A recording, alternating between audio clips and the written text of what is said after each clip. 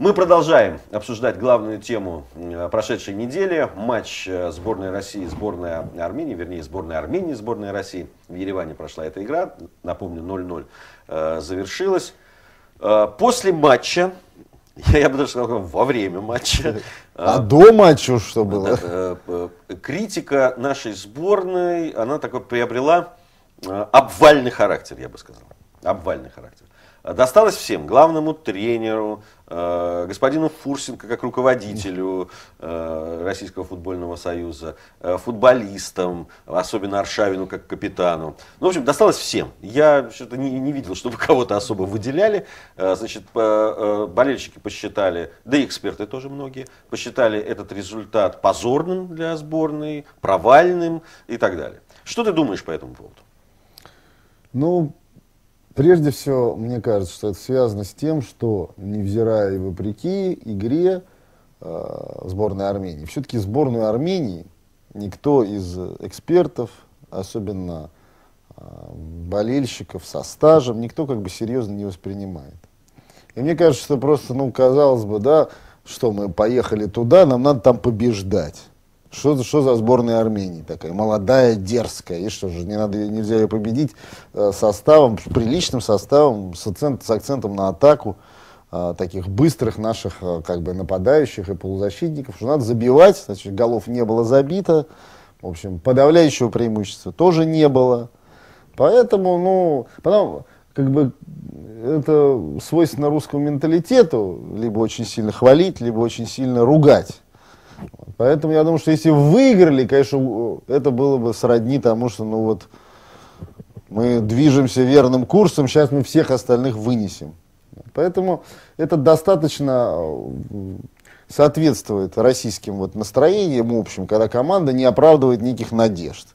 Все ожидали, что, естественно, мы обыграем, но кто такой, что за сборная? Это сделать не получилось, игра была, ну, скажем так, сомнительная, не было подавляющего преимущества, вот. Мое мнение таково.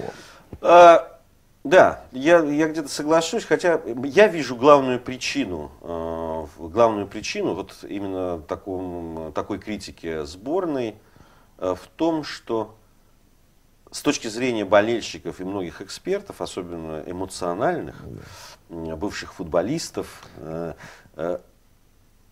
футболисты сборной России не проявили должного рвения. Рвения, да. Понимаешь, у нас же очень любят говорить про горящие глаза, да.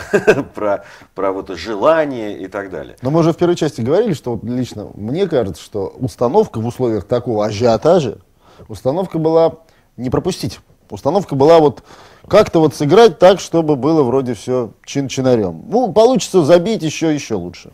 Мне кажется, что вот вектор-то был такой. Ну вот, мне кажется, что за это спокойствие, за этот рационализм, собственно, сборной и досталось. Болельщики могут многое простить. И даже забыть, как после чемпионата Европы поражение с общим счетом 8-1 сборной Испании. Да. Да? Там, или 7-1, я уж не помню. Много-1, да. Это могут забыть, простить, сказать, что все равно вы лучшие там, и так далее.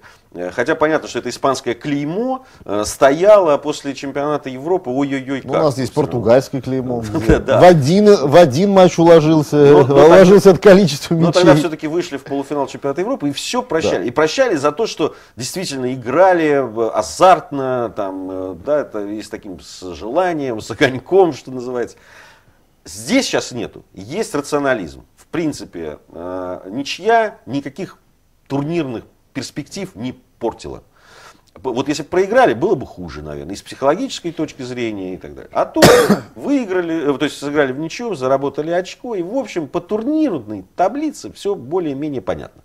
Все выправляемо. Все выправляемо, совершенно верно. И, собственно, и адвокат об этом говорил после игры и сказал, что отлично сыграли, в общем, все выполнили, ну, не удалось забить, но зато не пропустить и так далее. Вот этого футболистам не прощают. Тем более, да, вот вся эта информация о том, что на поле выходят миллионеры, действительно реальные, как у нас принято говорить, долларовые миллионеры или евровые, я уж не знаю. Вот. Выходят миллионеры, обеспеченные из хороших клубов, российских, нероссийских и так далее. с решенными материальными проблемами. И они должны, с точки зрения болельщиков, гореть, а они не горят. Я согласен, но потом все-таки матча, когда команда играет несколько матчей подряд, то притирается вот это некое ощущение вот того, что ну что-то там сыграли не так. Здесь вот, когда долго ждут матча, долго ждут, обстановка нагнетается, и вот этот первый матч после перерыва, только всегда, конечно, здесь шанс получить от болельщиков высом, потому что есть ожидания, есть нагнетание обстановки, вот что вот сейчас вот будет, там вот что-то ничего и нету, ну и облом. Поэтому я буду посмотреть, как наша команда будет выступать дальше. Меня, честно говоря, больше волнует, как у нас будут привлекаться наши резервы. Вот футболист Макеев, допустим. В прошлом году я читал отчет Ловчева, уважаемого мной специалиста, о том, что ну, хуже Макеева защитнику трудно себе представить, потому что абсолютно просто не ориентируется в пространстве. Сейчас человек вызывается в сборную. Значит, не так все плохо. Посмотрим, что будет. Посмотрим с резервом. Я их, честно говоря, резерв пока не очень вижу. Ну, сейчас начнется чемпионат уже раскручиваться. Будет, наверное, в этом смысле интереснее последить за тем, кого будут привлекать, как будут привлекать. Единственное, еще на что бы я обратил внимание, это на то, что не только просто простые болельщики. Они имеют право на эмоции. Они имеют право требовать эмоциональной игры, потому что ради этого они смотрят футбол, и ради этого они болеют за эту сборную. Хотя, с другой стороны, там, те, кто разбирается, могут понять, что иногда можно сыграть и без эмоций, зато на результат и так далее. Киевский «Динамо». Да, но они имеют время. Меня поражают наши журналисты. Своей беспринципностью, да, я бы сказал. Еще недавно Аршавин, забивший гол в Барселоне, был просто до небес приподнят, сказать, что все-таки молодец, несмотря ни на что, доказал всем, что он, и так далее, и так далее. Много-много восклицательных знаков. Прошла игра с Арменией. Да, Аршавин спекся, Аршавин никто.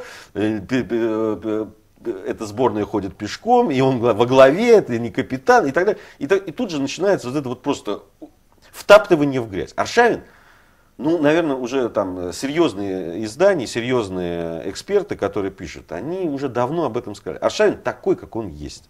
Он не всегда, у него не очень хорошие физические кондиции, он действительно безумно талантливый, может перевернуть игру, видит игру, читает ее, но он не всегда готов взять на себя все и так далее. Ну все про него известно. Я думаю... Зачем же вот эти вот сначала подкинули, а потом забыли поймать? Я объясню, в чем все дело. Дело в том, что еще несколько лет назад количество не то чтобы экспертов, а количество трибун, с которых можно выступать, было достаточно ограничено. Сейчас мы имеем десятки буквально спортивных порталов в интернете. Я уже не говорю про газеты, про передачи на каналах. То есть вопрос выступить где-то, высказаться, сейчас проблемы нет. Там говори, сям говори. Сейчас многие люди получили возможность сказать. Если они получили возможность сказать, глупо ждать от того, что они скажут, нормально. Поэтому они будут все говорить, будут говорить эмоционально. Место говорить где есть. Человек заходит в интернет, на этом сайте что сказать, вот на том еще ссылки по теме, 25 ссылок, естественно, где-то потыкает. Поэтому здесь просто с развитием интернета мы получаем возможность узнать, что Виктор Понедельник думает, а что вообще люди, которые как-то сопричастны с футболом. Подчас почитать интересно. Другое дело, насколько это соответствует действительности и насколько, в частности, самому Аршавину стоит это делать. Я думаю, что футболисты, они просто этого давно ничего не читают. Потому что если читать, можно просто с ума сойти. Да, но футболистам все-таки надо задуматься над своим поведением, я считаю. Потому что народный гнев иногда принимает... Не надо рекламировать чипсы. Да. Вот это главный народный гнев. Рекламировал чипсы, все, теперь хана. До свидания. Жизнь состоялась. Я говорю, мне всегда напоминает, вот эта вот история, меня всегда напоминает, знаешь, когда люди бросаются к забившему гол, там, начинают качать, или выигравшему что-то, и начинают его качать, подбрасывать. И в какой-то момент они его подбрасывают, что-то их отвлекает, и они расходятся. В этой истории есть, подобная история, я читал интервью с Торбинским, потому что когда он забил гол на Евро, если посмотреть эти кадры, они, по-моему, везде есть, тут его никто не подбрасывал, а на него, наоборот, легли. И там есть момент, когда у него настолько выражение лица, что он орет, я уж не знаю, используя какую лексику, типа, не задавить, а он же маленький, щуплый, что вы делаете? И там реально он просто стреманулся, потому что могли раздавить, как в давке, понимаешь, все на него легли, и он там один.